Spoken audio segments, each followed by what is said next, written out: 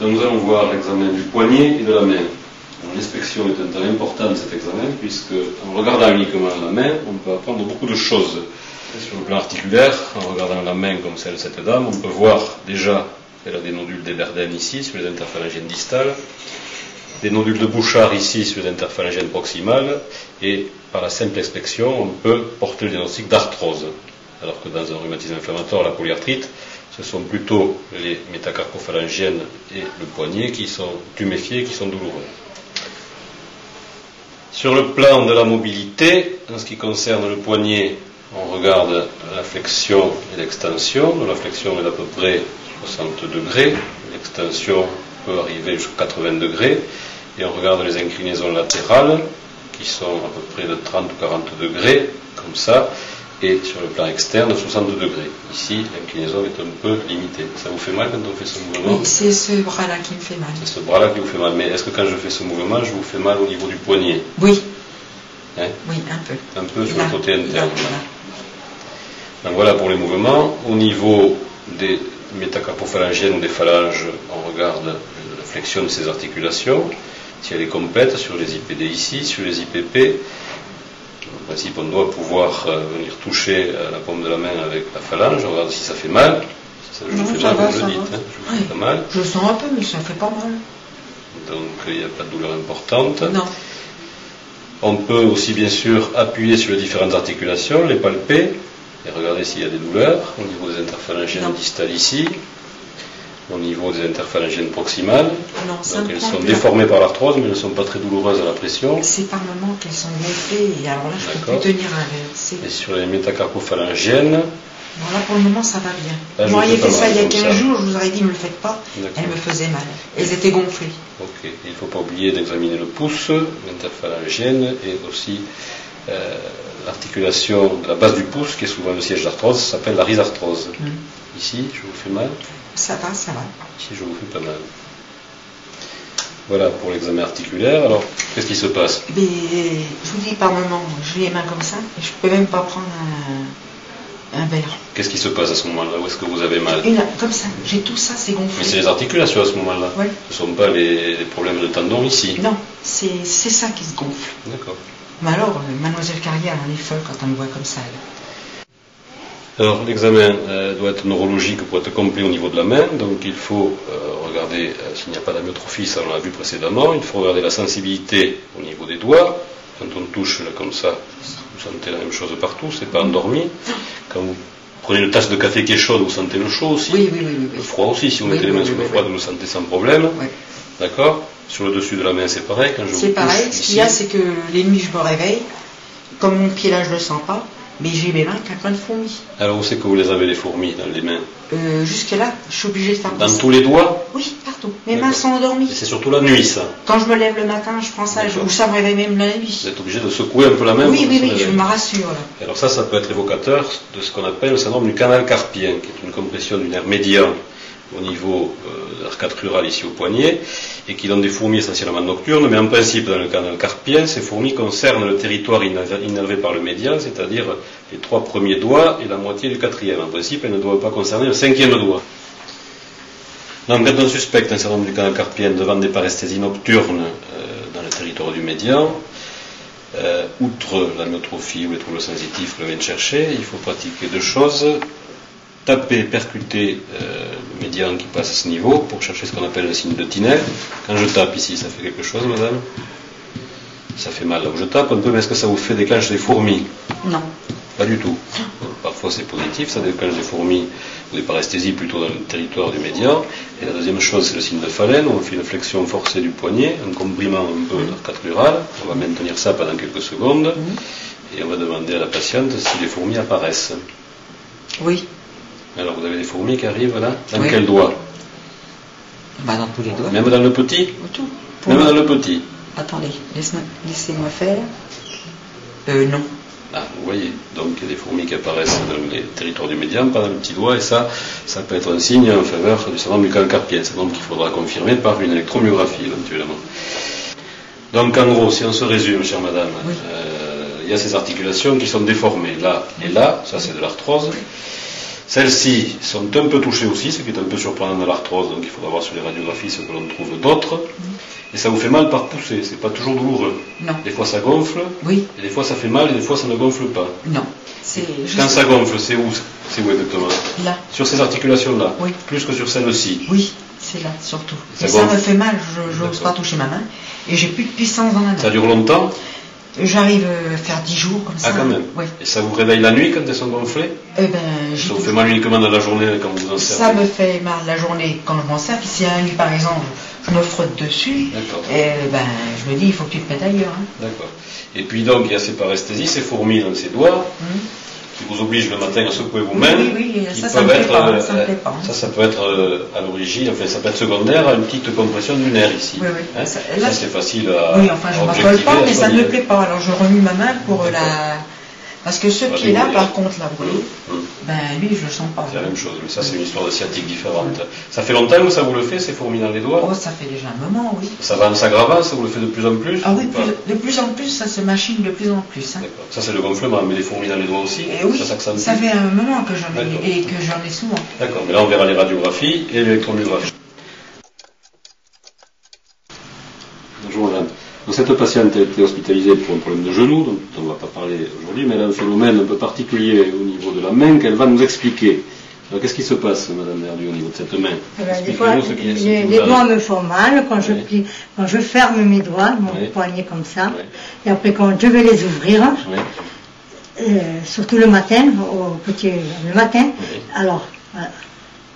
Ça accroche, hop, on a senti que ça faisait Et clac. là, mais des fois il reste plus Des plié. fois il reste plié, vous ne pouvez pas le déplier. Et après, des fois, elle savait les doigts, autrement, je dis allez, 1, 2, 3, et je le fais travailler. C'est-à-dire qu'il faut que vous le dépliez avec votre oui. main. Sinon, Oui, vous n'arrivez pas. oui, il y a des fois, oui, je peux pas. Et ça vous fait mal quand il s'accroche comme ça? Oh, ben oui, ça me fait un petit peu mal. C'est pour Pas ça que tellement. quand il me fait un peu mal, c'est là où je me dépêche moi de me le redresser le doigt. D'accord, alors ça c'est ce qu'on appelle typiquement un doigt à ressaut, c'est lié à une pathologie un peu inflammatoire ou fibrosante de la gaine du tendon du fléchisseur, et le tendon accroche un peu dans la gaine, et c'est pour ça que le doigt ne peut se Ouais. déplier. Souvent, Il reste quand on comme met ça, le ouais. pouce sur la Voilà. gaine du fléchisseur, on Vous voyez, perçoit là ça me fait mal. un petit nodule douloureux, une petite tuméfaction, et quand on étend le doigt, on sent un ressaut sous le pouce, que la malade sent une espèce d'accrochage. Là, on ne l'a plus. Pliez de nouveau. Allez-y, et là, dépliez. Voilà, le doigt accroché, et on a perçu sous le pouce l'accrochage de cette gaine tendineuse. Oui. Alors ça se soigne soit en faisant une petite infiltration avec une goutte de corticoïde, soit dans les formes trop évoluées, on peut faire une petite opération. Parce que là j'étais opéré du canal carpien. Ça c'est autre chose. Ah bon? Oui, oui. Ça c'est le nerf qui était coincé ici. Ah bon? Et là c'est un problème de tendon qui accroche Oui, oui. un peu. Oui. Et on peut, quand vous reviendrez, on vous mettra une petite goutte de cortisone comme si on mettait de l'huile un peu pour que Oui, ça se d'accord. décoince. Oui, Hein? oui. D'accord? Oui. Vous êtes venu à l'hôpital de Joux il y a quelques temps pour faire un peu le point sur de l'arthrose cervicale et de l'arthrose des doigts. Donc, pouvez-vous nous expliquer un peu comment vous font mal ces mains? Ben, ces Où est-ce que vous avez mal? Ces mains font mal jour et nuit. Oui, Et même en appuyant légèrement les doigts, oui. et pour tous les mouvements. Alors la nuit d'abord, même sans bouger, ça vous réveille les douleurs? Ah oui, parce que je mets même des attelles la nuit. D'accord. Et ça me fait mal, quand même, ça me fait mal. Le matin, est-ce que c'est rouillé un peu les doigts? Un peu. Un peu. C'est-à-dire, qu'est-ce qui se Gonflé, passe? je les ai gonflés. Alors où est-ce que vous les avez gonflés? Ben, ce sont les. Ici, là. Hein, Ces tout articulations ça, les là. articulations. Oui, d'ailleurs, Et actuellement. là, elles sont déformées, là, mais est-ce Oui. qu'elles sont plus gonflées que Elles ça? sont plus gonflées, oui. Dans ça gonfle. Oui, oui, voilà. Je m'en aperçois. D'ailleurs, je ne peux plus mettre aucune bague. D'accord. Une bague. Et l'enraidissement du matin, ça dure juste le temps de la toilette, une dizaine de Voilà, minutes? voilà. Ça dure pas plus longtemps? Non, non, non. Et après, dans la- L'index, voyez, regardez. Oui. Hein, l'index, il arrive à ne plus trop pouvoir se plier. Hein, je pallie avec celui-là. Je me sers maintenant davantage du majeur que D'accord. de l'index. Et après, dans la journée, donc, vous êtes gêné pour les gestes quotidiens. Ah oui. Quand vous voulez Ah oui. tenir une casserole, éplucher Ouvrir quelque chose, une porte, ça tout, vous fait mal. tout, ça me fait mal tout le temps. Donc les douleurs concernent surtout cette main, la main droite, Davantage la ces main. articulations-là, Voilà. celle-ci, Oui, oui, oui. celle-là aussi ou pas? Oui, celle-là un peu, et puis Ouais. le pouce aussi. Et ici le pouce. Ah, oui, le pouce. Hein? Et le poignet, là? Non, le ça poignet, vous fait pas trop, mal. non. D'accord, donc on voit que le poignet est libre dans tous ses mouvements, flexion, extension. des mouvements latéraux, et par contre on voit des déformations tout à fait typiques d'arthrose au niveau des interphalangiennes distales, qu'on appelle les nodules d'Eberden, et au niveau des interphalangiennes proximales, alors que les MCP sont à peu près préservés, qu'il y a aussi des douleurs à la base du pouce. Et comme c'est souvent le cas, la main droite est plus touchée que la main gauche, mais il y a quand même une arthrose nette distale sur la main gauche. Ça a commencé quand, vos douleurs? Ça fait maintenant plusieurs années quand même. Hein. Vous avez quel âge là? 70 ans. Et les douleurs ont commencé quand? Vous savez, il y a 15 ans, il y a 20 ans? Ah non, pas 20 ans quand même. Il y a moins de temps que ça? Moins de temps, parce que je suis à la retraite depuis 10 ans. Oui. Donc, 10 ans. 10 ans. Que ça soit vraiment... D'accord. Et les déformations se sont faites petit à petit depuis ce temps-là. Ouais. Souvent, les douleurs commencent après la ménopause. Vous, c'était un peu plus tard quand même. Ah oui, j'ai la nettement plus ménopause tard. à 49 ans. D'accord. Est-ce que votre maman avait de l'arthrose des doigts Oui, comme ça? oui, Vous avez des sœurs aussi? Oui, mais elle a de l'arthrose, mais pas des mains. Pas des mains. Par contre, votre maman en avait, parce Oui, qu'on sait que maman l'arthrose en a. des mains est assez héréditaire. Qu'est-ce que vous faisiez comme travail, par contre? J'étais kiné. Ah, Kiné. donc vous avez massé Si, chez les enfants, non, chez les enfants, on se sert beaucoup des mains. Ouais, parce qu'on faisait des mobilisations des petits à la naissance, donc on se servait toujours des doigts comme ça, là. Expliquer que la main voilà, droite peut-être, je pense. soit plus touchée que la main gauche. Oui, on passe. Alors après, la seule chose surprenante dans votre histoire, c'est le fait que vous ayez mal la nuit, un peu, parce que Et oui. souvent l'arthrose ne fait mal que dans la journée, quand on se serre les articulations. La nuit, ça se calme. Mais vous, ça vous fait mal la nuit aussi. La nuit aussi. Et les ongles me font mal aussi. Les ongles aussi. Les ongles aussi, quand on les lime, et qu'on les touche, ou que je tamponne, un peu comme ça, un ongle, ça me fait très mal. D'accord. Très mal. Il y a eu un problème sur votre main, Oui. qui a priori est maillé des putrins. Oui. Ça vous gêne depuis longtemps, ça? Celle-là, ça fait, je sais pas, peut-être un an. Celle-là, ça fait il y a 6 ou 7 ans. Celle-là a été opérée, hein? Oui. D'accord. Donc là, on sent une corde, hein, Oui. avec la métacarpophalangienne est relativement libre, en fait. Il y a une petite corde aussi digitale qui limite l'interphalangienne proximale. Et de l'autre côté. Là, c'est déjà plus important, hein. La métacarpophalangienne est libérée. Il reste l'interphalangienne proximale également, avec une corde là qu'on voit bien, qui blanchit là. Oui, Voilà. Il y en a également sur le pouce, ce qui est plus rare, avec également une grosse corde là.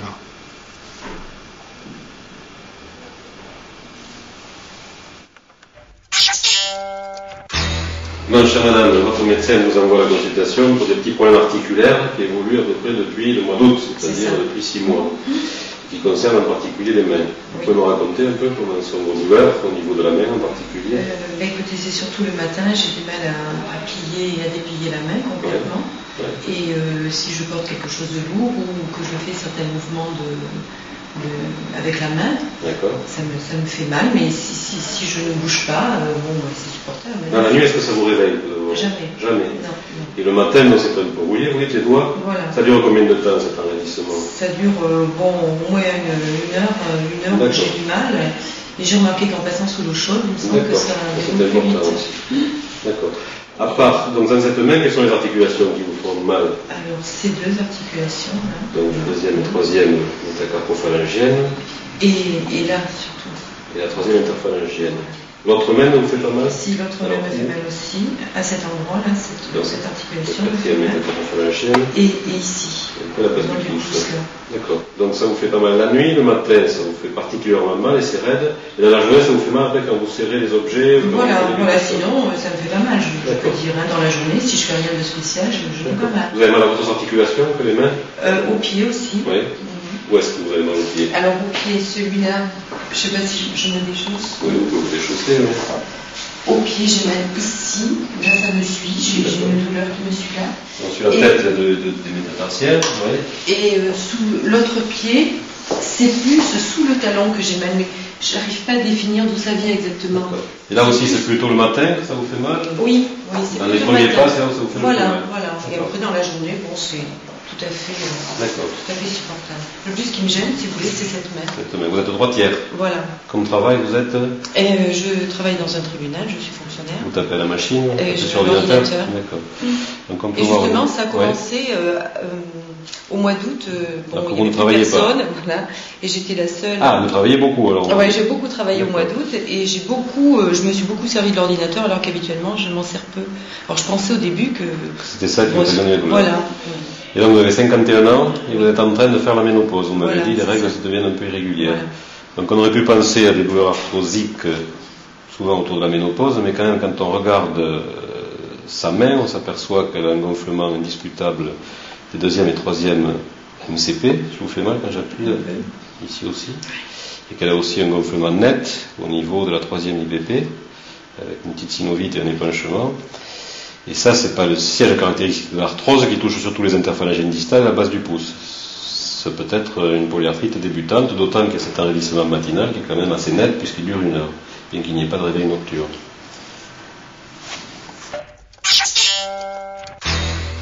On a parlé de votre médecin de Narbonne, et il va communiquer que vous avez en consultation. Cette maladie peut toucher les mains. Vous pouvez nous expliquer un peu ce qui s'est passé au niveau de vos mains, comment ça vous gêne?